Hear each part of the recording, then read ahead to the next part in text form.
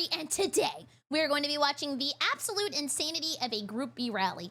I have no idea what a Group B rally is. I just know B stands for Berry or Blue Guy, so let's see what this is. When auto racing first began in the 1890s, it was extremely simple. Get a bunch of cars and drivers together and have them race from one town to another. First one there wins. In a time before purpose-built racetracks or electronic timing and scoring existed, this was the easiest way to put on a race and have an undisputed winner. However, these events were held on public roads, and thus you couldn't sell tickets and anyone could just waltz up and watch a race for free. On a public road? I could be driving to go to the grocery store and some mother sucker drives by at, well, this is back in the day, maybe like 20 miles an hour? Or at least a segment of it. People wanted to watch the entire race and were willing to pay to make that happen, so around the turn of the 20th century, auto racing migrated onto horse racing tracks, as there were already hundreds of them dotted across Europe and North America. Fans could watch the entire race, get food and drinks, and even bet on the outcome. And the best part— that's how you get people to show up to your event in America. Hot dogs and sody pops. was all the infrastructure was already built. In the span of less than 10 years, motorsports went from almost unrecognizable to looking exactly like a modern racing event today. But no matter how much the sport of auto racing changes or how much different it looks as the decades drag on, some people are always going to want to do things the old way. Even to this day, there are still racing divisions that host races on those same horse tracks from the 1900s. Okay, well that makes sense. A lot of people don't like change. Like, I'll even see it in every community, even like the VTuber community. There'll be somebody who gets a new model and people will be like, I like the old one. Oh. Some people who insist on racing in the old styles are just in it for the nostalgia. Others are purists and say that's the only real form of racing.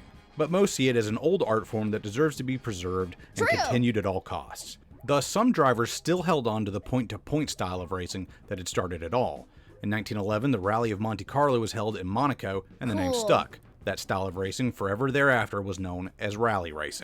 Eventually, instead of one-day point-to-point races, the long rallies were broken up into segments run across multiple days. That way fans could watch more racing and get more bang for their buck. After World War II, motor racing saw an insane boom in popularity all over the world. I mean, probably, yeah. Everybody wants to see the newest, bestest cars and see how fast they can go. I think this era, when technology starts to progress a lot faster, is really fun to be a spectator of, because you'll watch one race and then maybe you'll come back for another one and you're like, dang, they got some new tires for real. Look at how fast they skirt, skirt, skirt.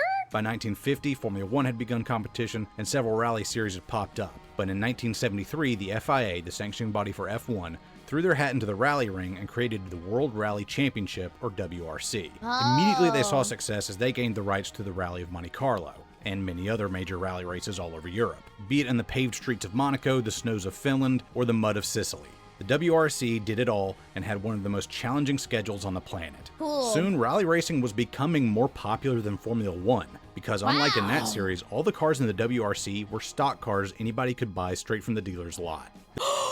So you could have like a car Oshi that you drive every day, and then you see like an old, you guys said fighter pilots used to drive in these after the World War?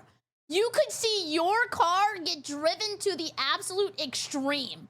That would be so cool. I want to see somebody whipping my Subaru with the JoJo stickers. The WRC had a rule that in order to race a car in their series, a manufacturer had to produce at least 5,000 units for commercial and private sales. This rule made the Lancia Stratos one of the most recognizable race cars ever made. And it won the WRC's championship top division 3 years in a row, from 1974 through 1976. Even in a I don't know why my brain works like this. Anytime somebody slides anything, doesn't even have to be a motorcycle, I'm like, Akira slide. Berry, have you ever changed your car's oil? I plead the fifth. Championship top division 3 years in a row, from 1974 through 1976. Even in America and other places where the WRC didn't race yet, people knew about the Stratos. Kids had posters of it on their walls. Those lines are unmistakable. Just look at that thing. Look at it! Look at all those lights! He could flash you like 10 times! However, by the time the early 80s rolled around, there was a problem with the WRC. The numbers of divisions or groups they ran were too specialized and too restrictive for the automakers to justify manufacturing 5,000 units necessary to meet the WRC's regulations. Also, the 6 groups they had hamstrung the teams with tons of rules in the way. So in 1982, the head of the FIA, Jean Balestre, made a radical move. What? He condensed down the number of groups from 6 to 3. 2 stock divisions would remain, but the third was something entirely new. Usually when a sanctioning body is trying to win over teams and factories, they introduce new rules to cap costs and keep them happy. Oh, But this time, the FIA would take away the rules and say anything goes. Dang! Wait, it's a free-for-all! I'm putting a laser beam on the front of my car, Halo style. I'm also gonna have, like, hydraulic thrusters. Maybe I'll put some, like, blades on the end of my wheels so I can just, like... Battle Royale. Yeah, twisted metal. I'm bringing the ice cream truck. So long as the car has 4 wheels and the engine breathes air, you can run it. Let's For the 1982 go. season, the FIA and the WRC effectively threw the rulebook out of the window and said, let her rip.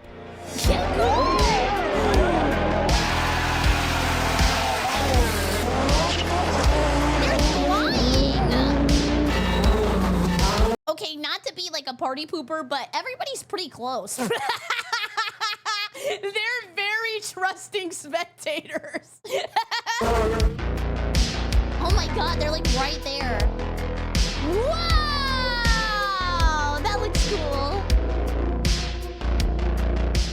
Group B, as it came to be known, was pretty much the Wild West of auto racing. Oh, I like that. Only really matched by the insane northeastern supermodified scene back in the United States. Oh. Instead of 5,000 units needing to be produced, it was lowered down to 200. And if you changed something on your car from one year to the next, you only needed to make 20 more. Whoa! Wait a second.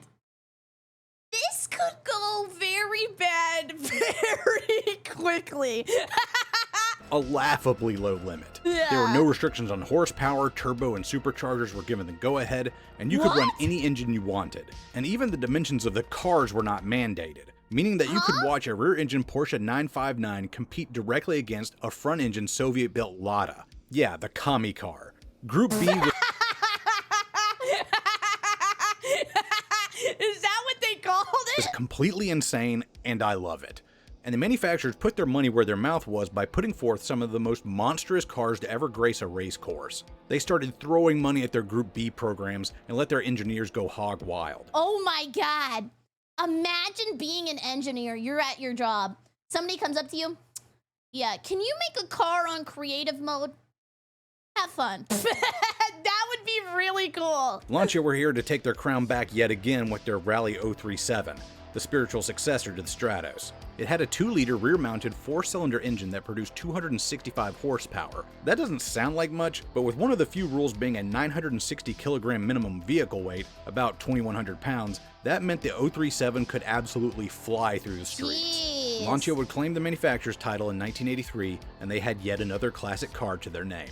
The 037 and the... Oh my god, look at how close that drift was. Everybody started running as fast as title they in could. 1983, Look and they at that. had yet another classic car to their Right name. here. The Holy 037 in the crap. Martini colors would become as iconic as any race car could ever Dude, being a spectator is like QTE. You just start Dark Souls rolling out of the way. hope to be. But their main rival in the 1980s was unquestionably Audi and their Quattro series of cars. The fact that the word Quattro rung a bell for you tells you how influential this series was in its heyday. Wow. Audi had won the title in 1982 with a nifty idea: 4-wheel drive.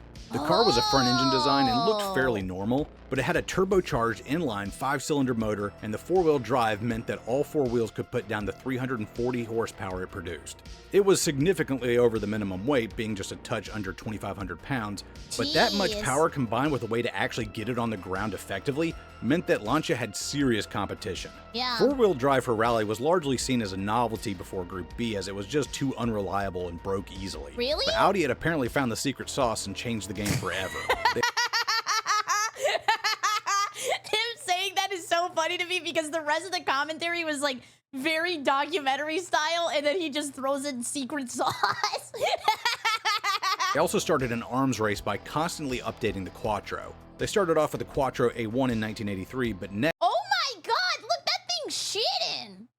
Holy Taco Bell blast. they debuted the Sport Quattro S1. This was a big step up in 2 ways. First, it produced 100 more horsepower than the A1, despite using basically the same engine layout. And second, it really delved deep into the ever-evolving world of aerodynamics. Aero had been something that race teams all over the world had been fiddling with since the 1950s, But cars at the time simply did not go fast enough to make it worth spending that kind of money on R&D. Oh, okay. So they're like in their roller coaster tycoon game and their campaign, and they're choosing not to research aerodynamics because right now all they got is like a pirate ship and a carousel. So they don't really need that.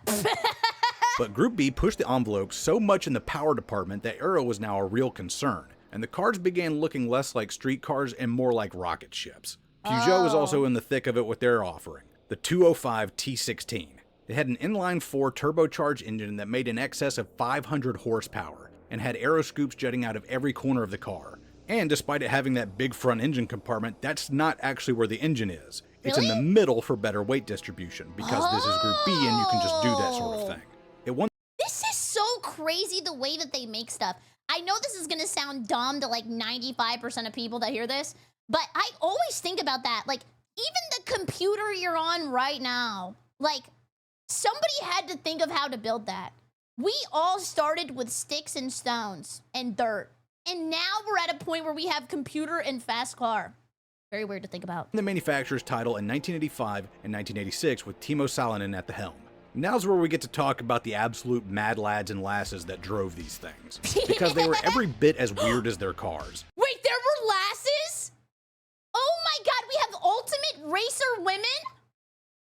I'm excited. Timo Salonen was a Finnish driver who, despite his appearance making him look like a tax accountant, was the best driver in Group B's history, winning more events than anyone else. He was a laid-back man who never lost his cool and insisted on driving the car with just one hand and the other one being permanently left on the shifter. Well, I mean, if he's an accountant, he's got to drive fast to work. I mean, it makes sense. He's trying to get his money. Stig Blomqvist took up driving duties for Audi and tamed their Quattro series, being instrumental to their title in 1984. Walter Roll won the title for Lancia in 1983, and of course we have to mention the Queen of the Hill. Wait a second! I have a question that I need somebody to answer for me. Smart people in chat, assemble. 1984. Walter Roll won the title for Lancia in 1983, and of course... I thought you were supposed to drive with 1 foot. Is this where the 2-foot mechanic comes in for racing cars? Why? Oh, he's shifting. Oh, okay. See, this is why what I am buying for stream that should be this coming week is a driving set so that you guys can teach me how to drive manually. I have never driven manual in my life, and I thought it would be funny having all of you try to teach me all at the same time how to do that. The only thing I know about manual is that it's supposed to be like making love to your car. Like, you have to feel when you gotta, like, you know, go a little more or like go a little less. We have to mention the Queen of the Hill, Michelle Mouton. She is arguably the greatest female race car driver that has ever lived. She set the Pikes Peak hill climb record in 1985, won the 24 Hours of Le Mans, and to this day she is the only woman to have ever won a WRC event. And there you have it, a recipe for success. Still? The fastest cars ever built for rally racing mixed with the best drivers in the world. The FIA... Sting, thank you for the raid! And thank you guys for the follows. I appreciate it. I hope you had a great stream. And Kuma, thank you for the 100 bits. Ka-chow. And also Plastic, thank you so much for the 100 bits as well. You said you ass blasted through the cushions. Did you hit him with the Nerf this? No, I did not shit in my booster seat. No. The fastest cars ever built for rally racing mixed with the best drivers in the world. The FIA wanted to give the WRC a shot in the arm, and they had done it. By 1984, the WRC was more popular than Formula One, and fans flocked to these events in the hundreds of thousands. Sometimes as many as 400,000 people would buy tickets to see these cars and drivers in action. Oh my god, so wait! They're printing money? Money printer? Also, that guy looks like he has a bag on his head. Is that Rasputin? There were very few, if any, crowd control measures in place for Group B events, and those 400,000 people gotta go somewhere. So people would crowd the racing lines and even stand on the track itself just waiting to get the perfect vantage point to see these race cars do their thing. Oh, like, do you follow the car too? Or are they just like all racing at the same time, so you just kind of wait in your spot and drink your beer and eat your hot dog? Because I feel like I would want to know how it ended. How do I know how the race ends? Maybe they have like announcers or something? Some of these videos are just jaw-dropping to watch. It's like the automotive equivalent of the running of the bull. Oh my god, there's people in the road! What are you doing, you ding-dongs? Why are they just standing there? Some of these these videos are just jaw-dropping to watch. It's like the automotive equivalent of the running of the bulls. I don't even know how the drivers or their co-drivers managed to see the road ahead of them. Mechanics and crew reported that after a segment had been completed, they would find bits of clothing and hair stuck in the grille and wings of their cars, body panels splattered with blood, and even fingers wedged into the air ducts. Group B was absolute mania. The coolest race cars, the best drivers, the most rabid fans on earth, everything had worked out for the WRC and the FIA beyond their wildest imaginations. Jeez, I thought that like hockey was intense because growing up, my dad and I used to watch Happy Gilmore all the time. And just to make a long story short, basically the dad in the movie, he dies because he gets hit with a hockey puck. So I always thought that spectating hockey games was like the scariest, but this is even scarier. People be losing salad fingers in the car. How does that happen? What are you doing? What could possibly go wrong? Yeah, that's what I just said. Oh. By 1985, these cars were so fast and there were so few rules in place for safety that even the drivers were starting to voice concerns. Another rule in Group B, or really lack thereof, was that cars could be made of any material, including aluminum. Those Audis and Lancias that weighed scarcely more than a metric ton were able to do so because of their aluminum frames and roll cages. Oh my god, but then if they like ban Group B, then that means that they're gonna have to be Audi here. It's so stupid. Don't even laugh. And the thing about aluminum, it likes to bend. If you've ever been on a commercial flight and got a window seat above the wings, you know how much aluminum can flex during flight. Yeah. That's a good thing for a plane, but not so much for a car. Wait, but is aluminum the thing where people like hold them up and they go wum wum wum wum wum wum? I don't know how to replicate the noise. Wum wum wum wum wum, and it moves like this. Oh, that is aluminum! Rescue workers were also not numerous enough oil. to do anything in case a car went off the track. It could take half an hour for them to show up on the scene, and their communications were also horrendously lacking. Oftentimes, the only way they found out that a driver had wrecked was when another driver drove past, finished their segment, got out of the car, and reported the smoke they had seen to an official. He blasted that sign! I am so sorry. I have to go back and see that. What the hell? Finished their segment, got out of the car, and reported the smoke they had seen to an official. By the time medics and firefighters arrived, it was often far too late. Not to mention the hundreds of thousands of spectators crowding the roads made it hard to get to the scene even if their communication was better. I have a dumb question again. I feel like I'm just full of them today. Why does the driver have to report that this happened?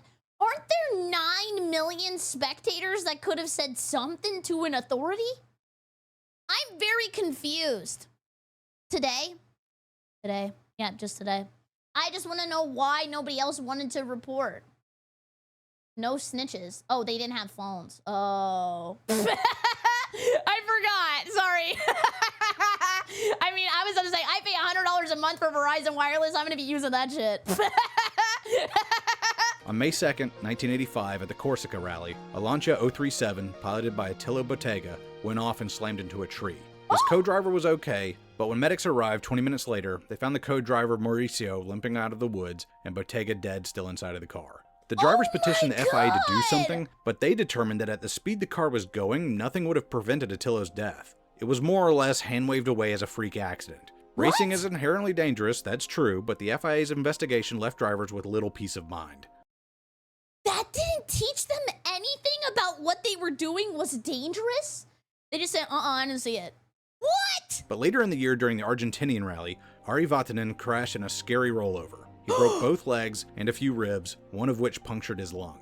He and his co-driver survived, but they both vowed to never race in Group B again. Oh my God. The cars were becoming so fast with so much power that one driver said the cars moved faster than he could react. It was more or less driving on instinct right on the razor's edge of what was humanly possible. So going into 1986, the FIA finally budged and outlawed aluminum roll cages and set limits on aero devices like wings and spoilers, in hopes of slowing the cars down. But everything else remained the same, no limits on power and no crowd control measures. Because coming in 1987 was the new Group S division, Group B's replacement. Here, okay, I'm not really a big car person, but that is a cool looking car. Like, she's kind of hot. Look at it! there would be virtually no rules. Manufacturers only needed to make 10 road cars to reach the production limit. and the It's automakers were small. already developing their new round of supercars. In March 1986, the Portugal Rally was held, and the country had already become a hotbed for gearheads of all stripes, and now Group B would get their shot at glory in the country. People flooded the streets, and the first incident of the rally occurred when a cameraman was basically pushed into the line of fire, and Timo Salonen damn near ripped the man's hand off with his car and completely destroyed the $3,000 camera. Oh my god. Also, look underneath of the car. It's like, it's using flash. Damn near ripped the man's hand off with his car Look and at that, completely boom. destroyed the $3,000 camera. The next accident would not be so lax. Joaquim Santos, a native Portuguese driver, started off in his Ford RS200. Wanting to see the hometown guy rip through the streets, people crowded more and more onto the course. At one point, a spectator jumped out onto the track and Santos swerved to miss him. He then overcorrected and the car slid broadside into a group of people. Oh my god! Why would that spectator do that, man? It's like they don't realize that they're driving these thousand pound death machines, and then they just do like funny little emotes in the middle of the track. What are you doing? You're endangering everybody. Co-driver Miguel Oliveira said that in Group B the cars were so fast that he just had to look at his notes and feel the track turn for turn. But in this instance, he suddenly felt thuds and bumps as the car careened into the crowd. 32 people were injured and 3 people died, including a mother and her 11-year-old son. In a disgusting move, the FIA continued the race and did not tell the other drivers what had happened. Holy crap! They didn't even shut it down? Huh? When the drivers completed the segment and got told what happened, they banded together and vowed to go on strike to stop the competition. Wow! Holy crap! Good on them! Clappy, clappy, clappy. It sucks that the drivers had to do it, but at least somebody stepped up to say it wasn't okay. But the FIA kept things going, and Jean Balestre said he would punish any driver or manufacturer that walked out. What? He was gonna fine them for leaving? What the hell? Oh my god. At Corsica Rally just 2 months later in May, Henry Tovinen and his co-driver Sergio Cresto were putting on the race of their lives, winning stages left and right. But on the second day of competition, their Lancia went off at a point where there was no guardrail, and it flew off of a steep hill. The fuel tank immediately ruptured, and a ball of fire erupted from the crash site. Drivers completing the segment reported to officials that they'd seen black smoke in one of the turns, and by the time rescue personnel got to Henry and Sergio, there was nothing left of the wreck except a charred frame.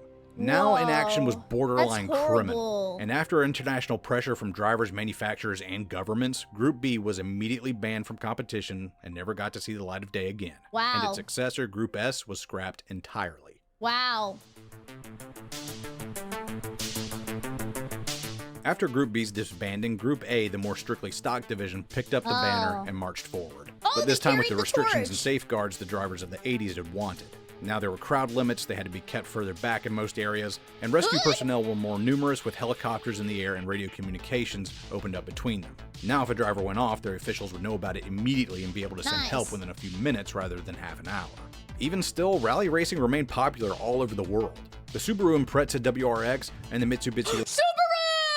That might be for real. I love you, Subaru. Lancer Evo became classic cars, and their computerized traction control systems and driver assist are commonplace on road cars today of all makes and models. The features you take for granted in your personal car and the safety precautions in place at every racetrack today were earned out there on the ice, snow, gravel, and dirt stretching from Portugal to Corsica, from Finland to Argentina. Wow. People had to pay a high price for those things. Mr. And Worldwide. if there's any silver lining to Group B and rally racing as a whole, it was that they have saved countless lives through these technological advancements. The WRC is still competing today. Dang! That was cool! Look at that! They have saved countless lives through these technological advancements. The WRC is still competing today, and the envelope is still being pushed, but with the proper safety measures in place to make sure we don't repeat the same mistakes. And even with all the new rules set up, limiting horsepower and boost, and making the car sturdier with steel, if you watch a modern WRC event, you can see that the true spirit of Group B never completely went away. Aww. Whoa! That's cool! Wait, do they do like they basically like set up the ramp so you can see how far the cars can fly? That's fun!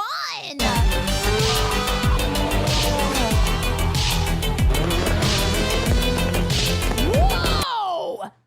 Where are they racing, Caleb? What is this? Today, the cars have a lot less horsepower, but they're actually faster than their Group B brothers, if you can believe it. And with modern seats and belts, they're safer than ever. There's never been a better time to be a rally fan with cameras broadcasting every angle of every stage. And yes, you can still get uncomfortably close to the action if that's your thing. Jeez. For any of my European fans watching this, y'all got it pretty good over there. Don't forget that. Anyway, I'm S1apSh0es. Thanks for watching, and until next time, y'all take it easy. That was a great video. Oh wait, let me let the patrons roll out. Thank you, patrons. That was so cool. What a great video. I feel like the entire time I was like enraptured. I liked what he was talking about. The video was great too.